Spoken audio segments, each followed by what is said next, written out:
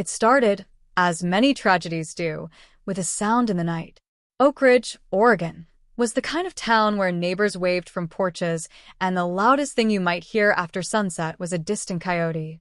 But one chilly October evening in 1997, something else echoed through the trees, something that didn't belong. A farmer named Alan Briggs had been closing his chicken coop when he heard it, a sharp, human cry. Not once, but several times. It came from the direction of the old Blackwood property, a place everyone in town avoided. He hesitated before calling the police. "How do you explain something like that?" "It sounded like someone begging," he told the dispatcher. "But not quite right. Not like a voice that's used to talking." Within hours, Sheriff Thomas Wilkins was on the scene. He'd been with the Lane County Department for over 20 years, and nothing much ever rattled him. But that night, something about the call wouldn't let go. "There's something wrong in that barn," the caller had whispered. "You should check it before it's too late." The drive out to the property was silent except for the crunch of gravel under the tires. Dense pine forests swallowed the narrow road, and the deeper they went, the more it felt like the world itself was holding its breath.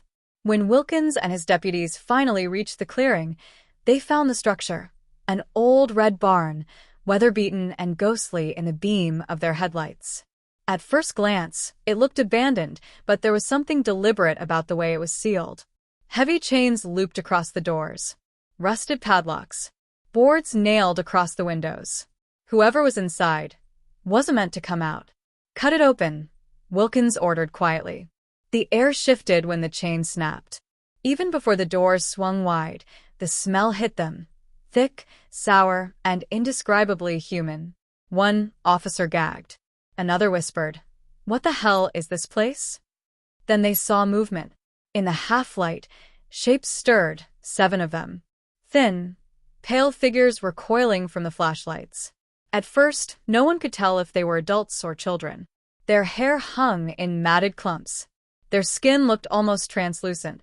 And their eyes were blank, glassy, as though they'd forgotten what people were supposed to look like. For a moment, the officers just stood there, frozen.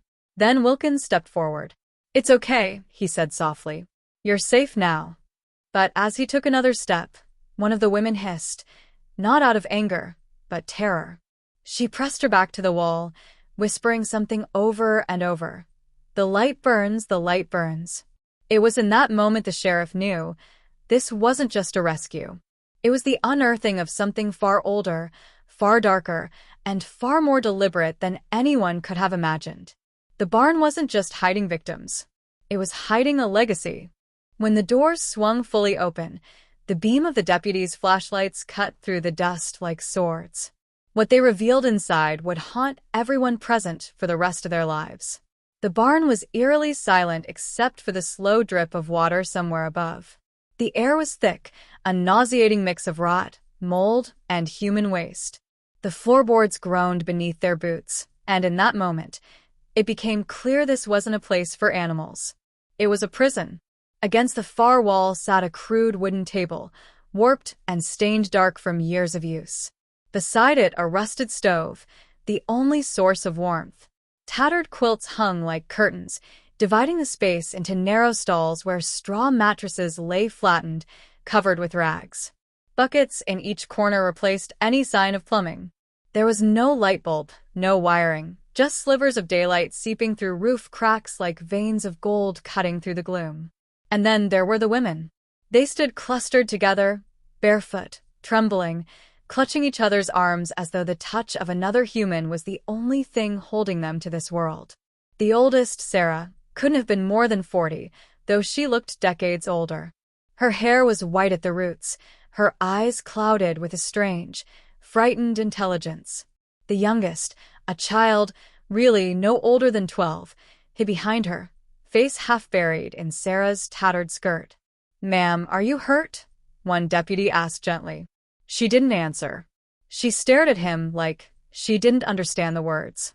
Dr. Michael Stevenson, the county coroner who'd been called to assist, later told reporters, "In all my years of medicine, I'd never seen faces like those. They looked related. All of them. The same eyes, the same jawline, the same pale, flat expressions. It was like looking at a reflection that kept repeating itself. As the team searched further, the horror deepened. On a small desk near the back of the barn, they found a collection of notebooks, dozens of them. Some were filled with numbers and drawings of family trees. Others contained notes on traits, selection, and purity. When Wilkins opened one, he read the first line aloud. The blood must remain strong, each generation purer than the last. It wasn't just imprisonment. It was control, cold, systematic, and deliberate. And yet, there were traces of something heartbreakingly human. A small garden outside, overrun with weeds, but dotted with wildflowers. A crude child's drawing tacked to a beam, stick figures holding hands under a sun. Hope, or maybe just the memory of it, stubbornly surviving where it shouldn't. By the time the ambulances arrived, word had already spread across Oak Ridge. The Blackwood barn, the property everyone whispered about but no one dared to visit, was no longer a rumor. It was evidence. And as dawn broke over the Oregon hills, Sheriff Wilkins stood by the barn's entrance, staring at the ground. He knew this was only the beginning. What they had uncovered wasn't just a crime scene. It was the gateway to generations of darkness.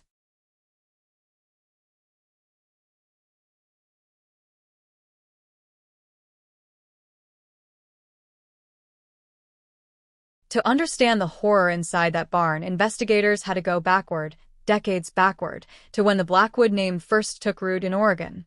The family story began during the Great Depression.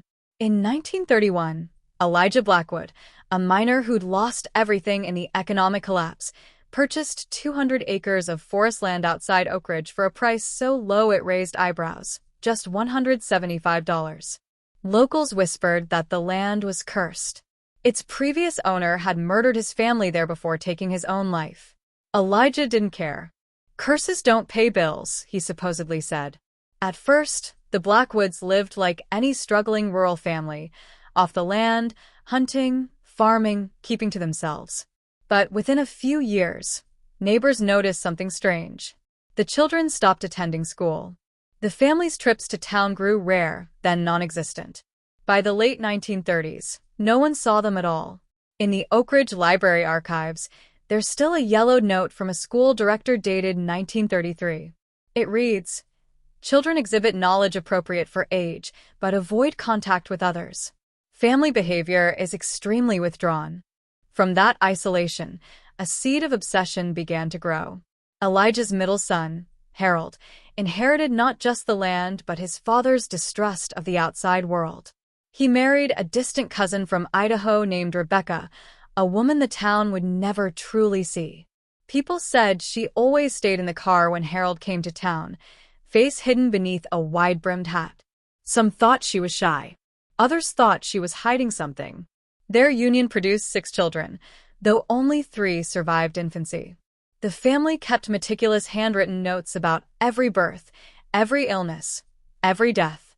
In one of those notebooks, later recovered from the property, Harold had written a chilling line after Rebecca's final pregnancy in 1962. "We no longer need outsiders. The blood we have is strong. It must remain untainted."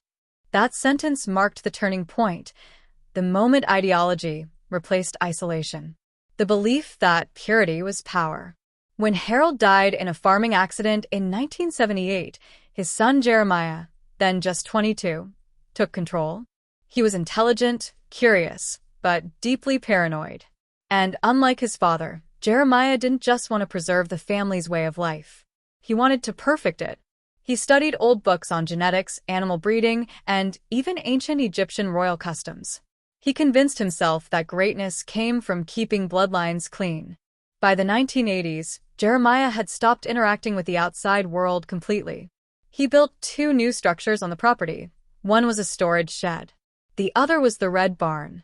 What began as a family retreat had turned into something else entirely, a self-contained world ruled by one man's delusion.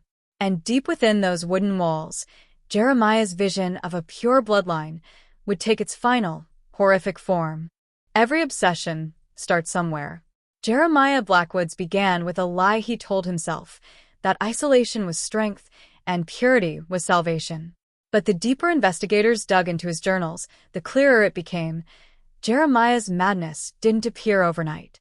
It was cultivated, like the soil his family had tilled for generations. Inside the Blackwood home, officers found hundreds of books. Some were harmless: botany, agriculture, home medicine. Others were far darker: early 20th century eugenics manuals, outdated genetic studies, and religious tracts twisted to fit his beliefs. Jeremiah had underlined passages about selective breeding and blood purity, adding his own notes in the margins. In one, he wrote, "The cities are breeding weakness. Out here, we are cleansing the line." To him, the outside world was a corruption, a sickness that poisoned the strong.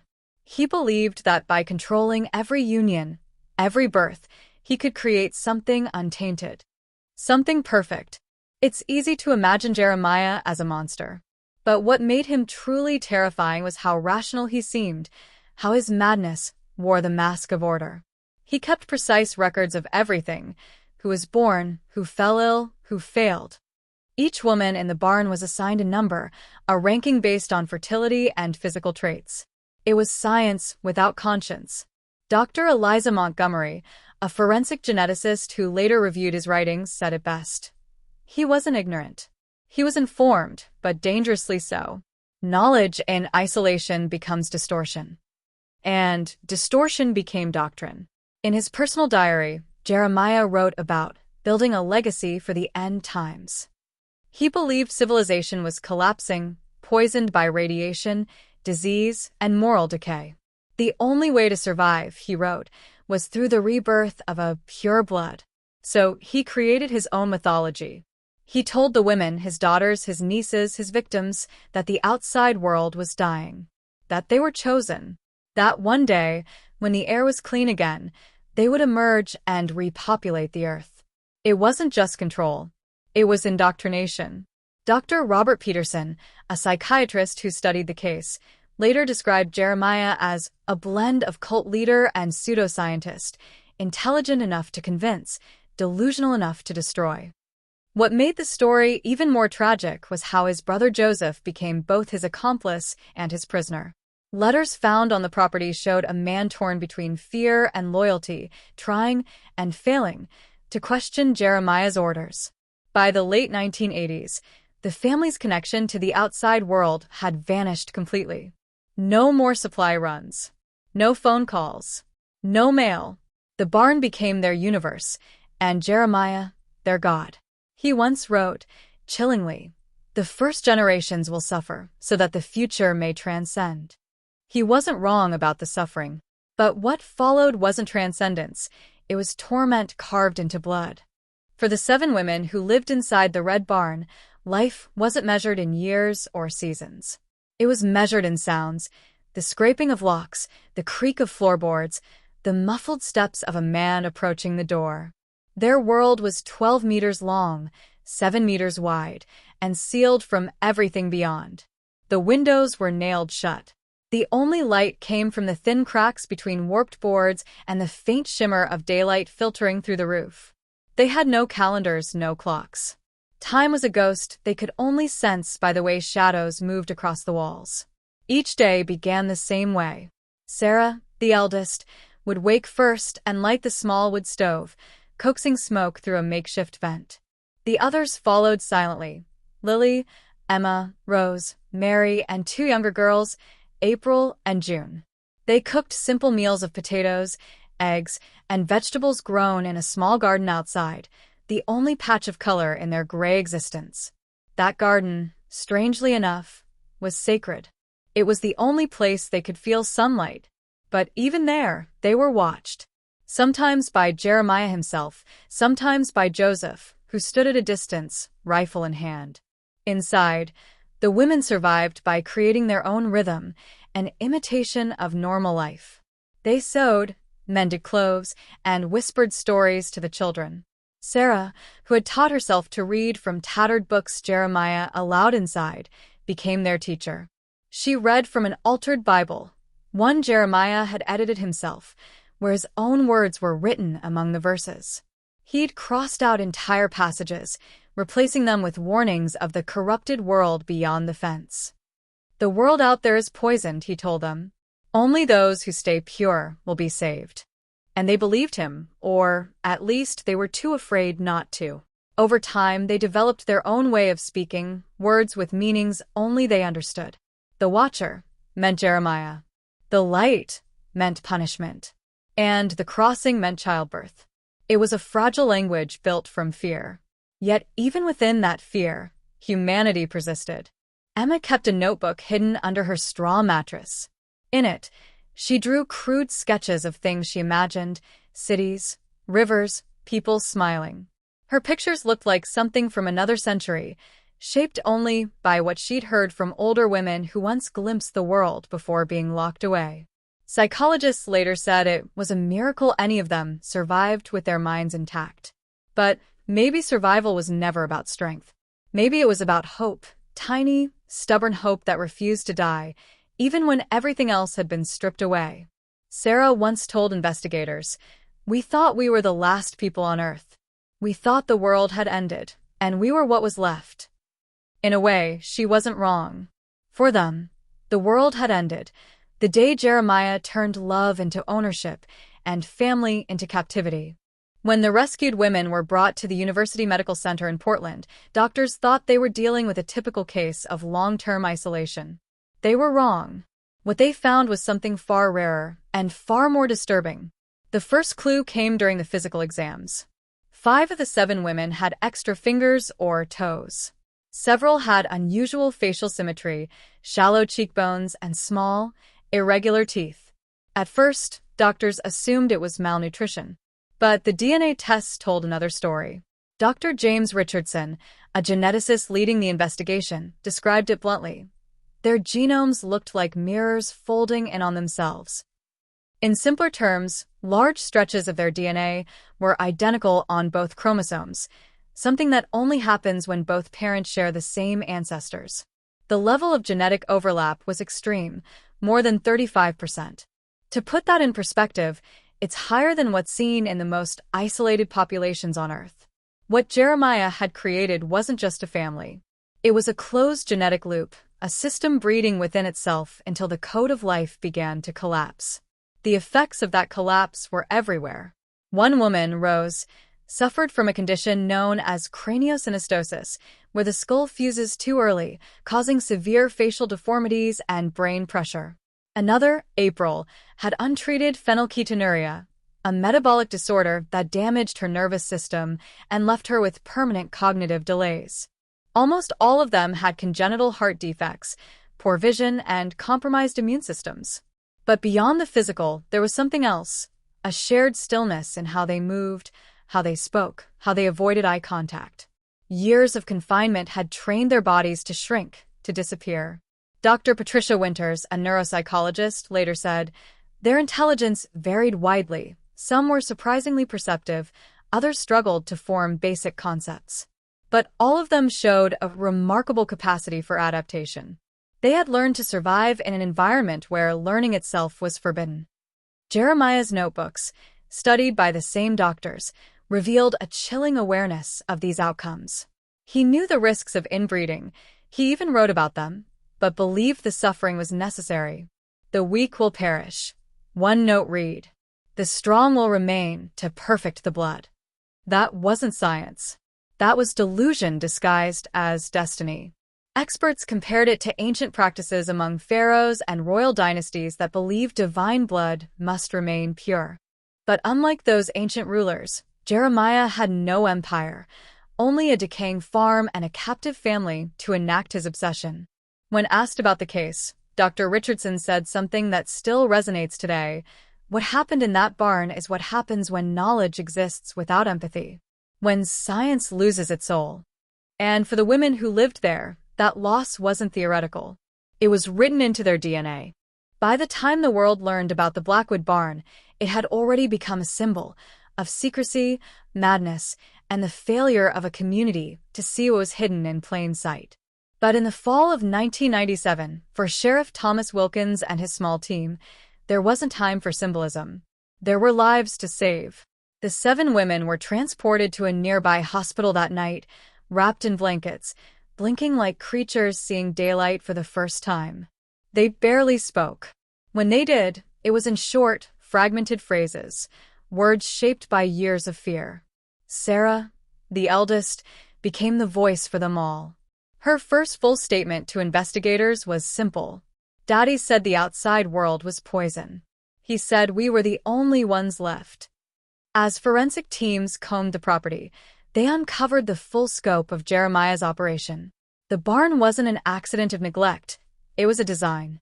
Hidden panels contained notebooks, syringes, hand-drawn family trees, and a chilling set of ledgers titled Generations. In them, Jeremiah tracked births, physical traits, and even viability scores. It was human breeding reduced to math. The search also led to the main house, where Jeremiah and his brother Joseph were found. They didn't resist. In fact, Jeremiah appeared calm, even relieved, as if his experiment had reached its natural conclusion. "You don't understand," he told Wilkins. "This isn't a crime. This is evolution." Both men were arrested on charges of kidnapping, sexual assault, and child abuse. The trial, held the following year, would become one of the most closely watched cases in Oregon's history. Prosecutors painted Jeremiah as a manipulative, calculating man who built a cult within his own bloodline. His defense argued insanity, that isolation and untreated paranoia had warped his sense of morality. But when Jeremiah took the stand, any doubt vanished. He spoke with calm conviction. "You call it cruelty. I call it purpose. Nature cleanses itself through suffering. One day, your kind will thank me." Those words silenced the courtroom.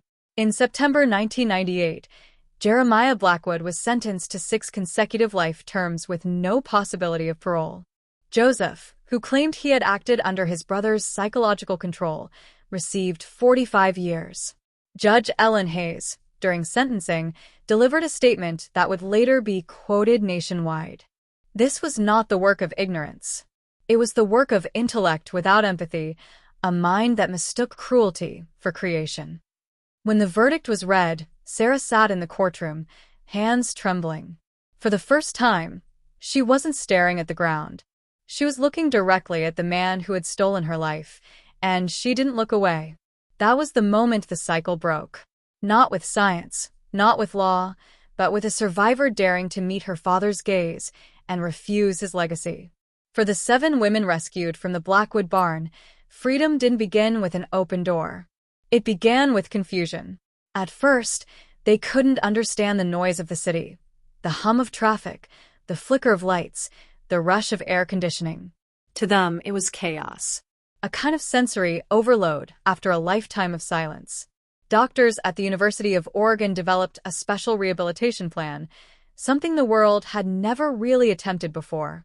They called it the Blackwood Protocol. Each woman was given her own room for the first time in her life, clean sheets, warm meals, a door that could be locked from inside. That small reversal of control brought many of them to tears. Psychologists said they had to relearn basic concepts: time, space, privacy, trust. Even mirrors frightened them. They weren't used to seeing their own faces clearly. Sarah, the eldest, adapted fastest. She became both translator and protector for the others.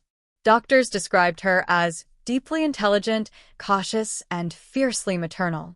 She learned to navigate modern life one step at a time, fascinated by electricity, terrified of elevators, comforted by the sound of rain. Months turned into years. Slowly, the women began to open up. They learned that the world wasn't poisoned, that people could be kind without expecting obedience. They started asking questions about everything: movies, holidays, music. For the first time, curiosity wasn't punished.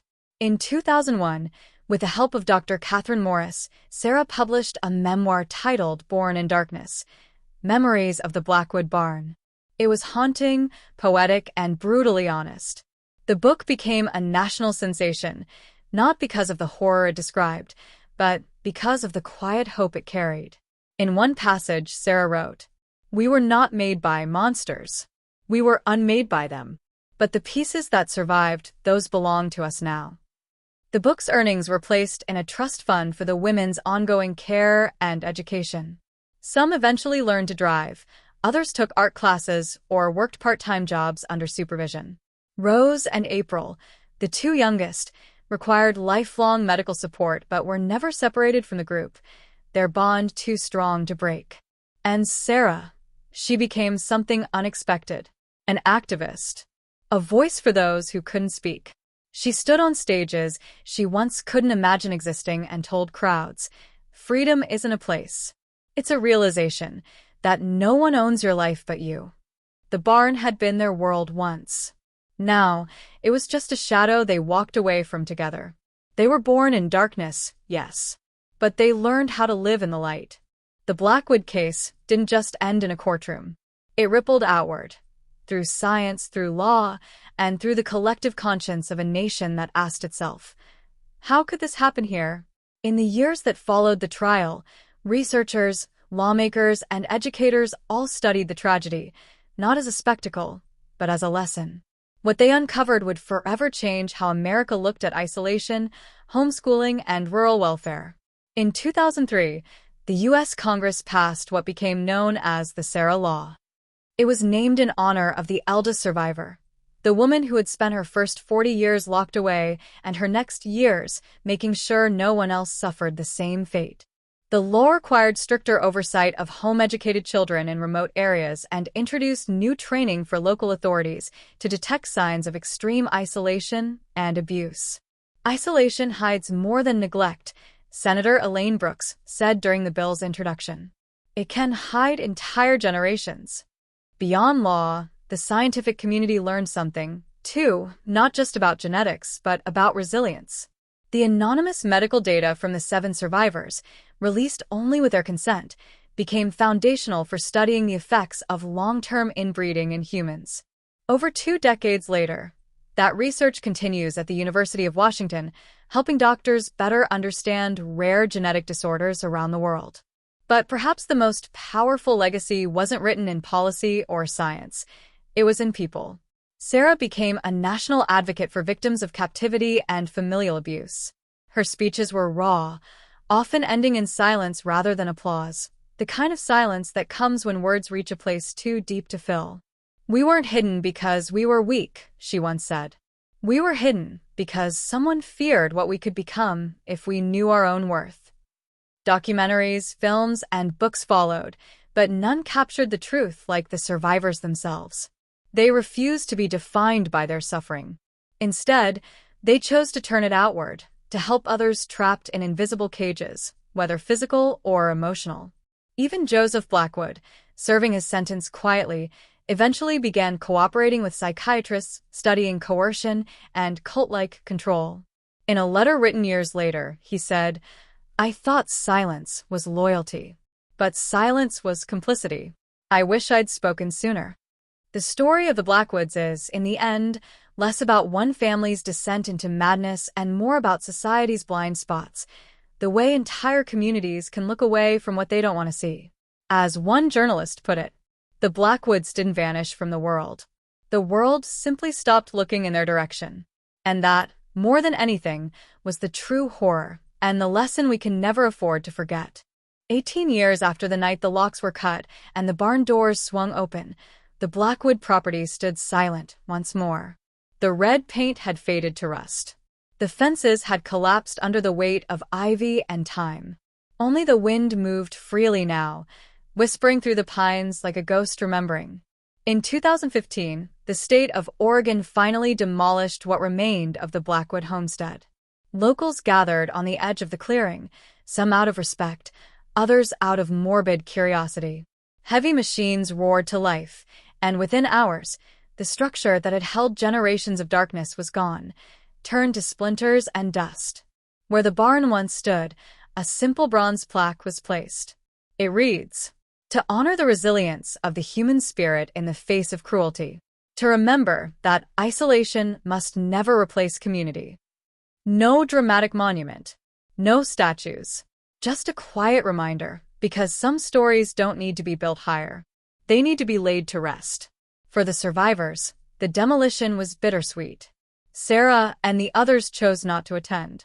Instead, they gathered privately at the small home they shared in Portland, lighting candles in silence. "We've already buried it," Sarah said softly. "Now the earth can, too."